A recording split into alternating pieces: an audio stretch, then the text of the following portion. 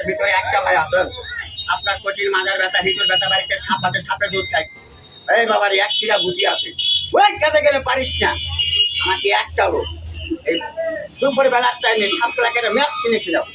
এই মনে করে এতগুলা ভাইয়ের মধ্যে একটা ভাই আছে, আমাকে 10টা টাকা দিবেন বাজান। ওই ভদ্রলোকের হাতে আমি এক টুকরা গাছ আমি তার হাতে মোটা দিব, আব্বা কে দিবেন আমি জানি না। এই এতগুলা মানুষের ভিতরে কোনো ভাই, কোনো বন্ধু, কোনো আদিজ আছে আমাকে 10টা টাকা দেওয়ার মতো সাপটা দেখানোর আগে দিয়ে আসেন বাবা, কেউ এতগুলা ভাইয়ের মধ্যে আমাকে 10টা টাকা দিবেন।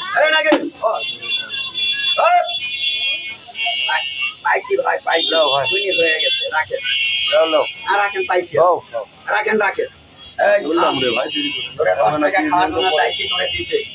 এবার সবাই পাদের সমান করেন, এবার আমি সাপটা দেখায় বন্ধ করে এই অনেকে বলে দাঁত নাই, টাকা নায়গা আসেন তো দাঁতটা কত বড় নায়গান, 2 টাকা পার হয়ে আসেন টাকা নায়গা বড় হয়ে গেছে। আপনারা নায়গা এই হোক কামড় শালার বেটা, শালা খবর তার মাথা বাইর করে 10 টাকা কেটে যাবে।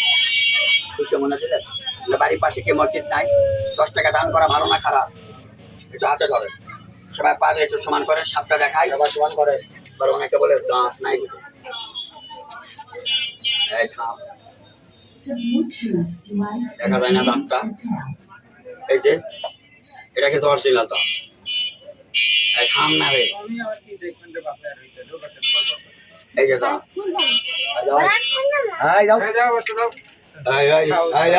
তাড়াতাড়ি যাও তোরাটা দেখাই।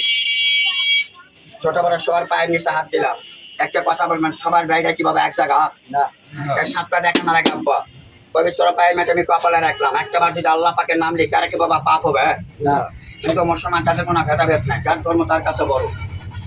তাই সাপটা দেখানোর আগে একটা বার মুখে বলুন তো বাবা সুবহানাল্লাহ।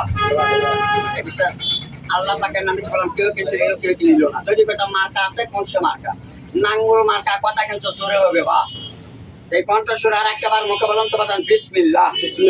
কদিন একটা আল্লাহ পাকের নামটা নিলেন, এটা কোন হাত বলেন কাকু? সবাই মিলে ডাইন হাতকে একটু উঁচু করে দেখান।